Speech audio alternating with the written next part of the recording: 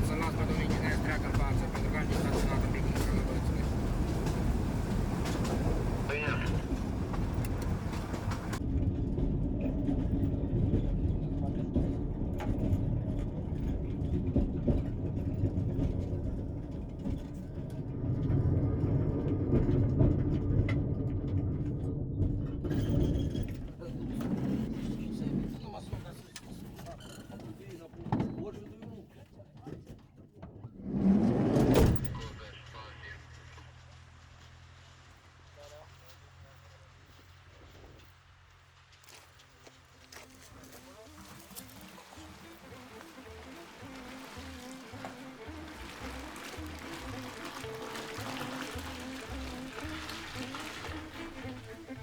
Brânza, cam zilnic aproape o fac eu. O brânză obligatorie. Nu mai știi ce să faci cu atâta lapte din care noi întigăm pe zi 200 de litri de lapte pe zi plus ce mănâncă viței. Laptele îl mulgem, o parte merge la viței care-s mici, o parte merge la brânză. Brânza o batem foarte puțin, că dacă bați mult brânza, ea să urda grasă și brânza mai slabă. Batem cât să vedem noi pe bine. Și zărul nu mai facem urdă, pentru că nu cumpără nimeni urda, numai dacă are nevoie cineva, atunci îi facem o urdă. Și atunci zărul îl dăm la porci. Și atunci să duc porcii pe toate pădurile, seara când se sărează la 7, vin toate la zăr.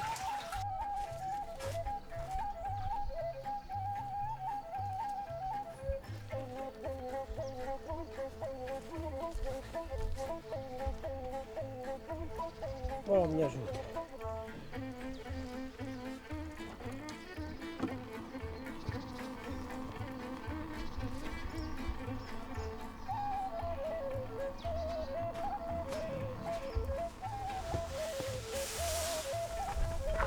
Oh!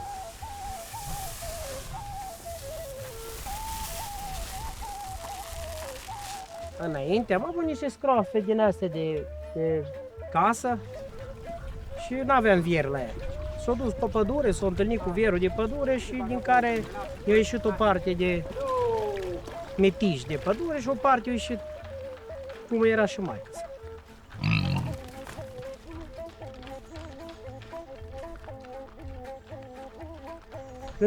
Cândva în anii înainte de comunism, zicea că din bătrâni terenul ăsta ar fi fost din partea noastră, a neamului nostru. L-am luat că mi-s draci animale de aia. Băi, la noi nu sunt captivitate, ați văzut, pleacă dimineața, vine seara la lapte. S-a întors înapoi, nu ținem în captivitate nimic, nici vacile, nici nimic, că toate sunt plecate la pădure singure. La mine vaca, dacă iarna nu-i dau drumul și nu sare în sus, aia nu-i vacă. Peștele anos de aici, mare parte să se produce, crapul avem aici, sunt foarte mare crapul, avem și am prins de 5-6 kg. Deci să reproduce, carasul să reproduce, clianul să reproduce, păstrăvul mai puțin.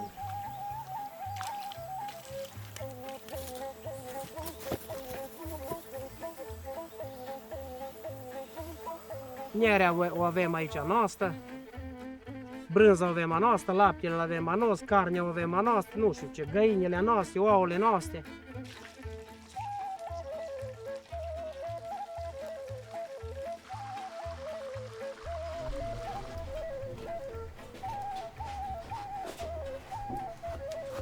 Păi când ai pe cine să-ți facă mâncarea, îți dai seama că înveți. De asta era cu copii, eu eram mai pe la pădure, mai pe unde cum, și azi un pic, mâine un pic, din bătrânii noștri, că mâncărurile din astea ce să fac acum nu știu. Eu știu să fac sarmale, știu să fac un ceaun, știu să fac o... Am preparate din astea le știu, un cârnaț, din astea le fac. Bine, nu trebuie să-i placă la toată lumea, eu fac după gustul nostru.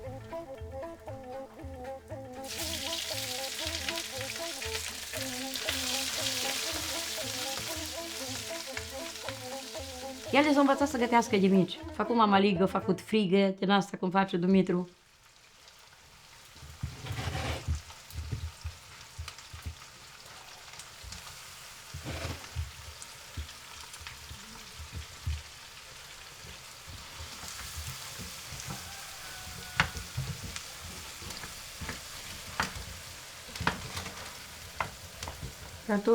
cartofi prăjiți, ciorbe.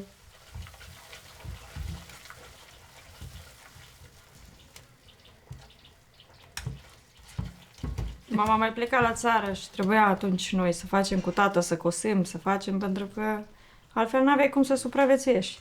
Și pe ele rămâneau acasă și făceau toate treburile. Aveam câte 4-5 vaci, porci, nu animale. Ele două făceau tot. Ele știu să facă de toate. Aproape de toate. Nu. Mai sunt lucruri de care mi-e ciudă că nu le știu și sunt lucruri care de multe ori mi-e ciudă că le-am învățat. Pentru că tot greu pică pe mine. Dacă știi, trebuie să faci, trebuie să faci, trebuie să faci.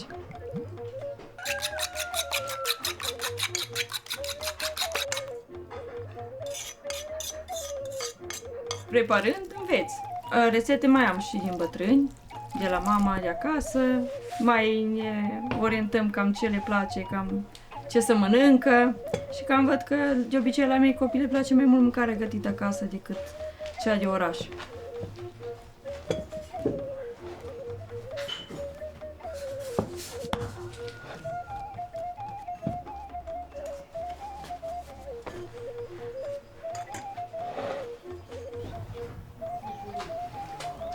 Cât iasă de la noi din grădină și noi ne ajunge mai cumpărăm ce strict de necesar.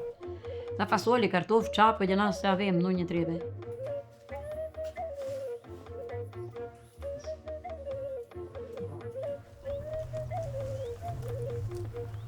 Că atunci când vreau să mă recreez, mă duc în grădină. Aerul, libertatea, mai te plimbarea până la grădină, mai te recreezi, îți mai pui un pic de ordine așa în gânduri, să vezi cât timp mai ai sau ce ai de făcut. Fiind în aer liber, îți pui tu pur și simplu așa ordine în gânduri, cam ce ar trebui, cum ar trebui, ce zi grea ai avut, ce urmează să faci, vrei să renunți, vrei să te duci mai departe, azi gata, vând tot, mâine zic iar o altă zi, bă, da, ai acolo de făcut, e o bureană acolo, trebuie să faci, trebuie să fii tot timpul așa, ai cu ce să-ți ocupi mintea. Uneori e prea mult și alteori e chiar o binecuvântare.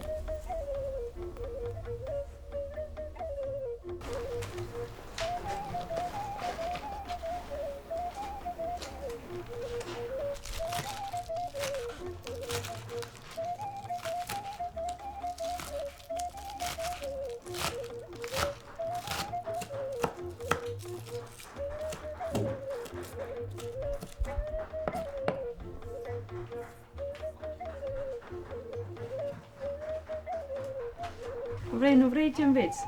Azi pui un pic, mâine pui un pic, pentru că nimeni nu se naște învățat.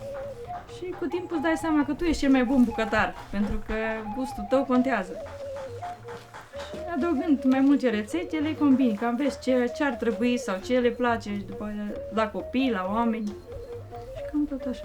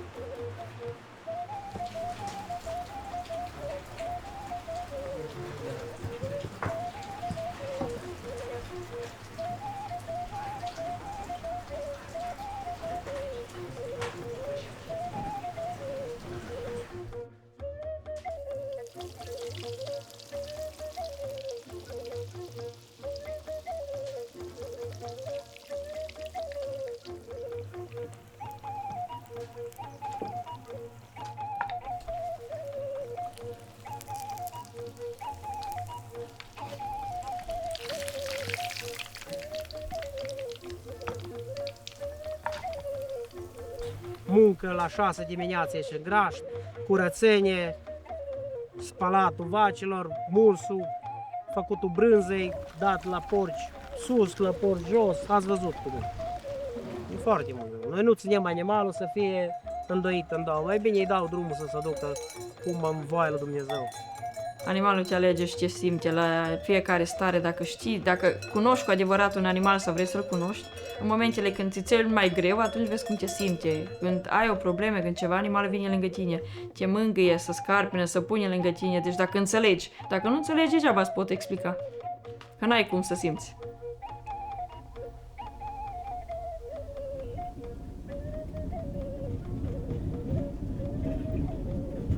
Păi, nu știu, este o autodrezină concepută mai de mult de către oamenii din zona care lucrau acolo la depou pentru a ușura traficul, călătoria pe vasă, pentru muncitori, turiști, pentru întreținere, pentru aprovizionare în zonele greu accesibile. Drumurile astea nu se poate să învețe nimeni să conduci. Aici e doar propria experiență și cum să se înveți. Ne place să facem ieșiri în natură, mai vizităm anumite monumente care au rămas pe Valea Vasurului, cum e la Miraj este cimitirul care soldații de la război, care a fost în al doilea război mondial. Sunt mai multe zone, e fostul sat de la Făina, cu biserica. Sunt multe de vizitat pe zonă. Și, în general, cam toți cunoaștem Valea, numai că mai facem câte o plimbare, așa, să ne reamintim.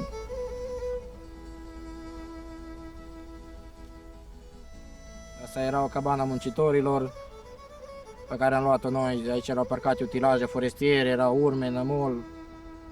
Au fost mult, după aia nu mai lucrat oamenii și alte persoane dădeau drumul la vași, puneau terase. Era mizerie multă, s-a lucrat foarte mult aici. Chiar multă lume care a fost pe vremea când a fost distrus și vin acum, sunt mirați că s-a putut întâmpla așa ceva aici.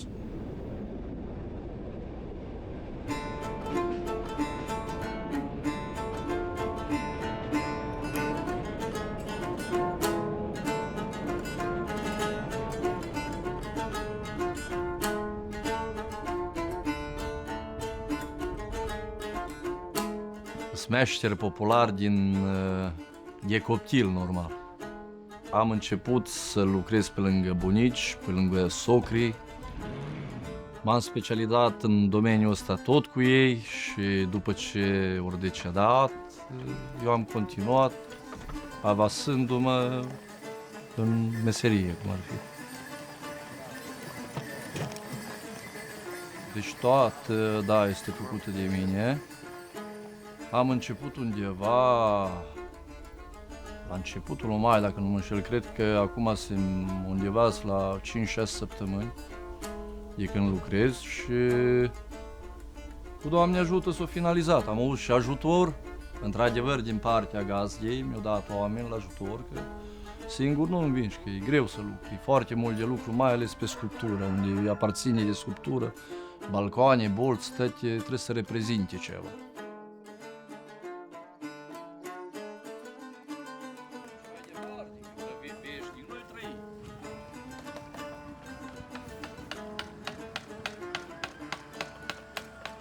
Fiindcă dacă stăm să ne gândim așa în detaliat, am plecat cu colonia infinitului, strii bucăți de colonie, cum ar fi.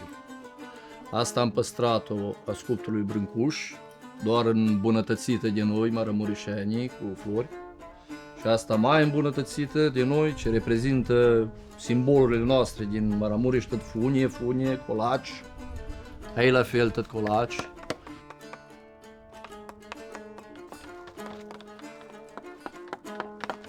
Simbolurile de sus e pomul vieții, începutul și sfârșitul vieții.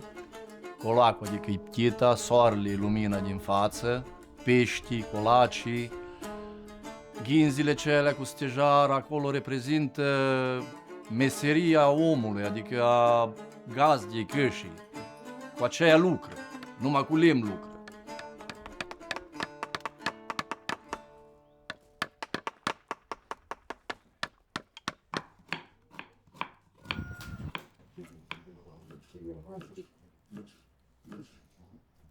Rare ori se întâmplă să plece un om de la noi din casă nemâncat și cam rar găsești în zilele de azi. Pentru că omul spune un par de suc, o cafea, dacă ți-o pune, dacă nu ești plecat. Dar la noi cam toată lumea care vine sau vin în vizită, vin în aer liber, vin după bureți, vin să cumpere ceva, tot timpul îi serviști, tot timpul trebuie să ai o masă plină. Să fie o oală pe foc, cum zic bătrânii. În bucătărie le place la copiii mei. Deci întotdeauna eu le gătesc, le place, tati, fă-ne aia, fă-ne aia. De exemplu, nu fac mâncăruri din astea cu o farfurie de aia mare, să vin cu un pic de muștar, să-i dau o culoare la copii, cum lucră, să-i dai tu. Trebuie să-i faci mâncare ca lume, constant, acolo, consistență. Asta e.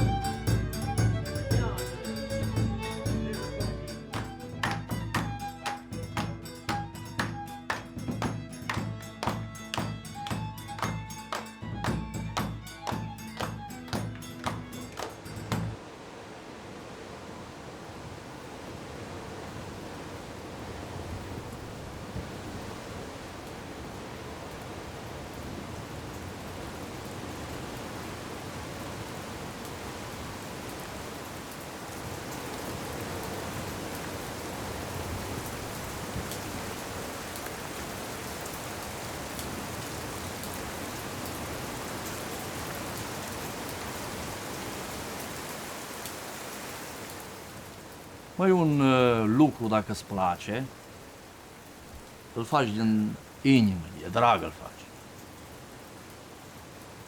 Un lucru care nu-ți place, abia aștept să scapi de el. Cam aici, ăsta e secretul.